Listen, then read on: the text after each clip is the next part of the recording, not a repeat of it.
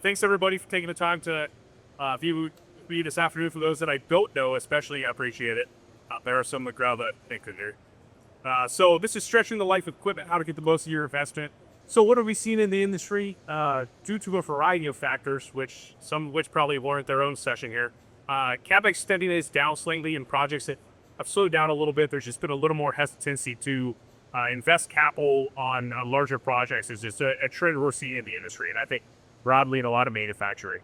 So if new equipment isn't working or maybe not fitting in the budget, now how are we extending the life of what we got? What are we doing to in most of our existing equipment on the plant floor? That's really what we're going to be focused on today, and then talk about what to look for when we're actually ready to make that step in the vehicle. So what it comes down to, what we're trying to do is strike the right balance between targeting our CapEx dollars and prioritizing putting those in the parts of the line where it makes the most sense, and then stretching the existing equipment we have, maintaining it, maximizing the value we're getting out of it, to basically push that investment down the road. But what that allows us to do is protect our margins. It allows us to minimize our operational risk. It allows us to be competitive, make sure that we're still able to hit throughput, be with our competitors, stay innovative, that sort of thing. So today, hopefully, we're leaving understanding how to lengthen the life of your existing equipment, keep the most of it, and again, kind of make it last as long as you can. When do you want to replace it, and then what's the planning and documentation process look like when you're ready to go down that step with CapEx? And then lastly, we'll just touch on what to look for maybe in a partner or a vendor when you're going through that process. Who do you want to sign up to be with for the next 20, 30 years for that machine? Real quick, that's me. I'm Jack Grody. I am the third generation in the Grody family of brands. I wear a lot of hats, but one of the things that I've been involved with the last couple of years has been helping our divisions build out what we call the life cycle program. So looking at all the stuff around the equipment, the services, the ancillary offerings, the preventative maintenance, predictive maintenance, better plans for parts than spare parts. So really just trying to help our customers maximize the life of this equipment. So this is near and dear to my heart. And it's a good thing for our customers to use. So extending equipment life, this is pretty cliche, but it's really important. So if we could triple underline, we would. Proper maintenance. Once the machine's off the plant floor, it is deteriorating, it is being worn out, it is running every day. Maintaining that piece of equipment is the only way you're going to get the life out of it. So every OEM you talk to has been a harp on this, and it's really, really important. We can't emphasize that. What do we mean by proper maintenance? I think there's two key pieces of it here. So first one, proactive. Proper maintenance is happening before issues arise. We're not waiting until something breaks down to go react to it and rush to fix it. We're taking the steps we need ahead of time to get out of those issues. Second piece, tailored to the machine. Different types of equipment on the line are going to have different requirements for it. So some of them you could probably be pretty hands off. You're going to turn them on. They're going to run for hours, days on end. They're not going to need much in the way of intervention. Other stuff maybe is a little more finicky and needs some fine tuning. It needs to be replaced, grease, whatever it is regularly to keep it running well. So proactive, tailored to the machine, that's really what we're talking about and talk about proper maintenance. So a few things on here that I think are worth calling out. So follow the PM schedules. It sounds obvious, but a lot of customers don't do it. It's easy to forget in a moment. This is something that the supplier of that piece of equipment should be able to help you put together. Usually it'll come in the manual, but if it doesn't, raise a hand and ask them. They should be able to tell you what it's going to take to maintain that equipment and to keep it running. Regular thorough inspections. This can obviously be a pretty detailed, take a machine offline, tear it apart, look at every car, fix, replace the ones you need. Or it could be as simple as the line's running, walk by and listen to it. Does it sound weird? Is there any noise that sounds, troublesome? Just make sure that it looks like it's running well, and then when you do have a chance to get into it, make the most of that time. Give it a thorough inspection. Pretty obvious again, number 3, maintain and replace parts. And this isn't just, making sure you have the right parts on the shelf, but this can be a collaborative approach with your supplier. Understand from them which parts do they keep in stock that they could get to you the same day, which parts are going to be a long lead time where maybe you want to have that on the shelf, what's critical, what's a little more, you can go without it for a period of time. Just understand the parts program and have a strategy for that machine to make sure you're supporting it and you're ready when something does go down. Number 4 is super important. We got a guy from Workforge in the crowd here, Bobby.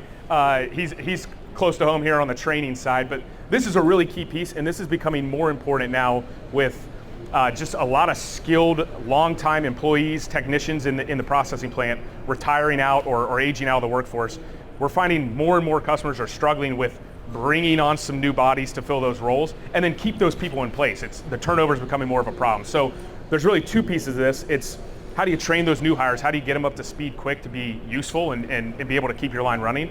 And then also, what refresher training are you offering to your existing guys? You might have someone that's worked on the line for 20 years, and they might know that equipment like the back of their hand, but the first time they do training, they realize they've been missing a key step of that PM process. So new hire training and refresher training, super important.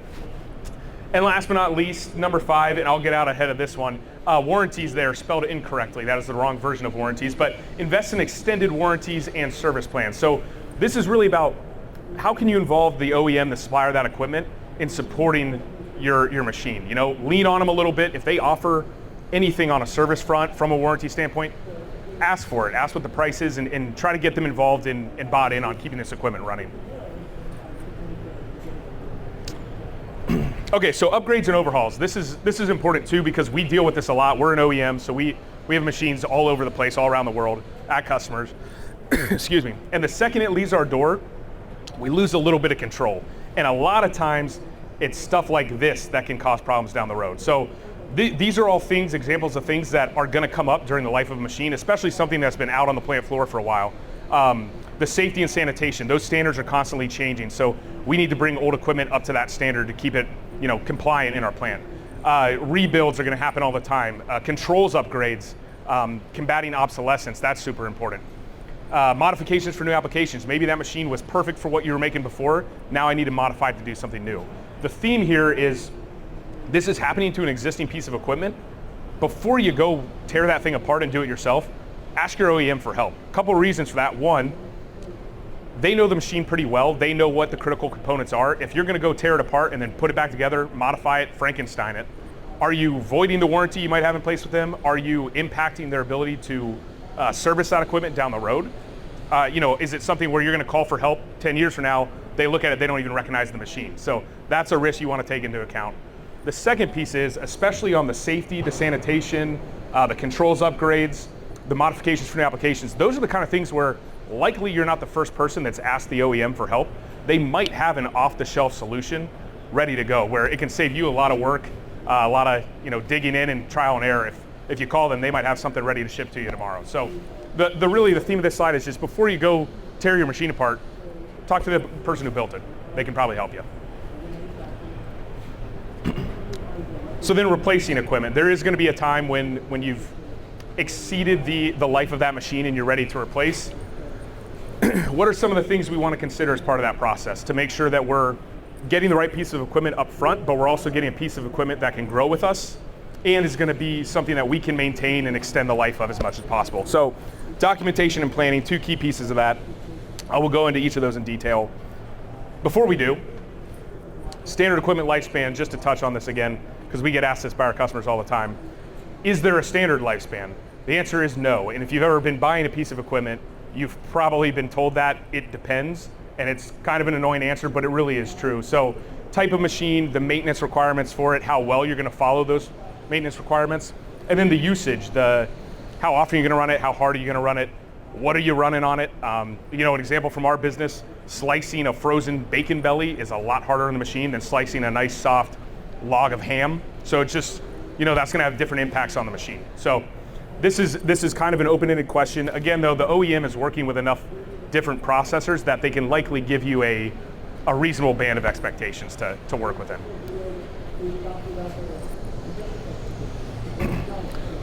So we're evaluating a new machine. We want to get input, cross-functional input from our teams. There's a slew of teams up here listed: ops, maintenance, QA.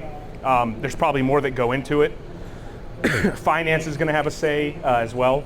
But really the takeaway here is each of these teams cares about something different, and then once that machine is on the plant floor, they're all going to interact with the machine differently. So operations is obviously worried about how easy the machine is to use, how well it's going to produce my product.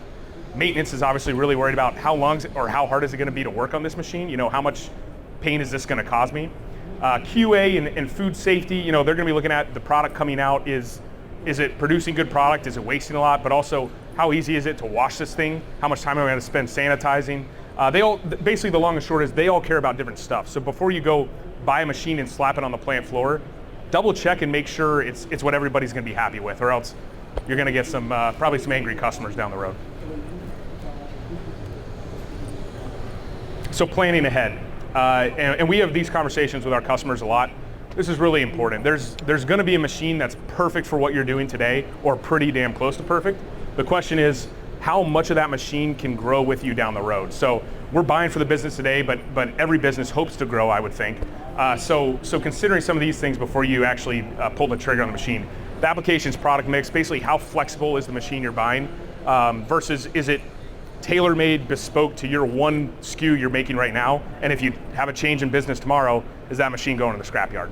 That's a consideration. Throughput and uptime, those are both kind of intermixed here. So am I making enough SKUs? Do I have room to produce double the amount on the same machine tomorrow if I get a new contract or not? Uptime, do I have the machine that can run 2 shifts in a row to meet that throughput requirement, or do I always have to take it down after 1 shift? Those are the questions there. Footprint, obviously, does it fit in my footprint today, but will it fit in a future line as well? Can I build around that machine?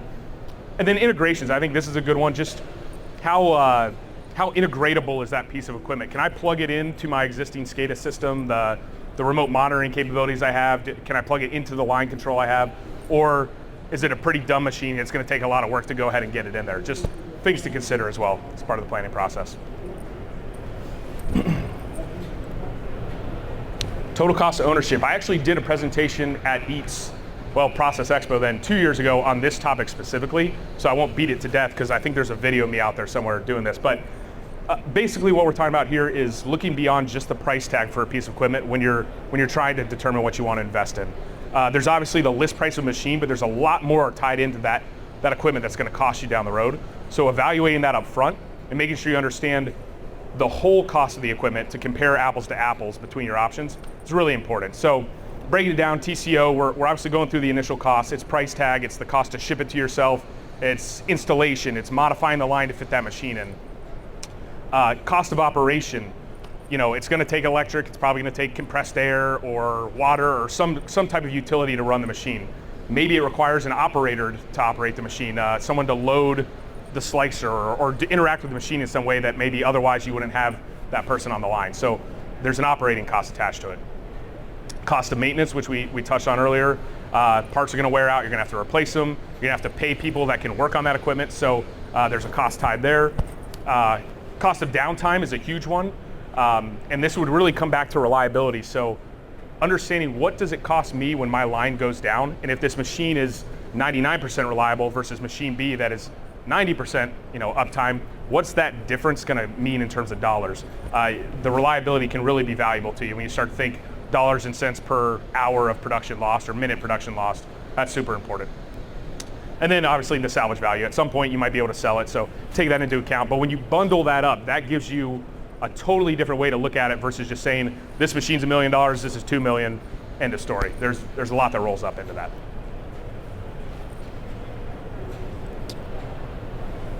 And while we're in that planning process, and this does go into that total cost of ownership, under that maintenance piece especially, budgeting for the proactive maintenance and just also building a culture around that.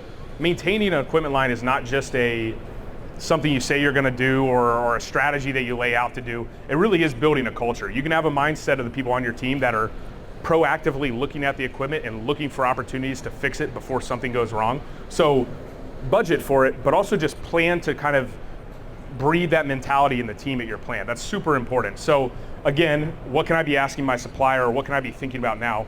Extended warranties, spelled incorrectly again. The supplier's gonna give us that. They're gonna have that option. So go ahead and buy into it. It's probably worth it. You can push some of the risk of that equipment back onto the supplier for a longer period of time. And that's usually, a good peace of mind for you starting out. Technical service PM plans, this is pretty self-explanatory, but I know our customers see a lot of value in this when we're able to get onto a periodic, recurring cadence with them. So there's a lot that goes into that. I mean, obviously there's the service that our guys are on site, turning the wrenches, replacing parts, inspecting the machine, that's all great. But it also ties in with training as well. Oftentimes, getting an experienced technician from our company out to your plant 4 times a year, there's a lot of opportunity there for your guys to shadow and learn a little bit about, okay, how do I properly maintain this machine? So there's a lot of ad hoc training that can be done there as well. Spare parts, again, like I said, kind of at the front, beyond just understanding here's my spare parts list, diving a layer deeper and knowing which parts are on the shelf, which aren't, which are critical, which aren't. Just make sure you have that strategy in place that's never going to be an issue for you. And then monitoring, I think, is an interesting one that again probably could have its own session and probably does for all I know. There's just a lot more capability now in terms of having smart machines that are kind of plugged into the internet and plugged into your SCADA system. So understanding, hey, do I have an opportunity here to kind of push the data from this machine up into something and do something with it? So especially with AI now getting really quite widely adopted, could I take the data that's coming off this line, feed it into a system that's analyzing it, and flag, the amp draw on a motor that's kind of trending up over time, or flag that a bearing's getting hotter over time and indicating that maybe something's starting to go wrong, and I can get out ahead of it before it blows up.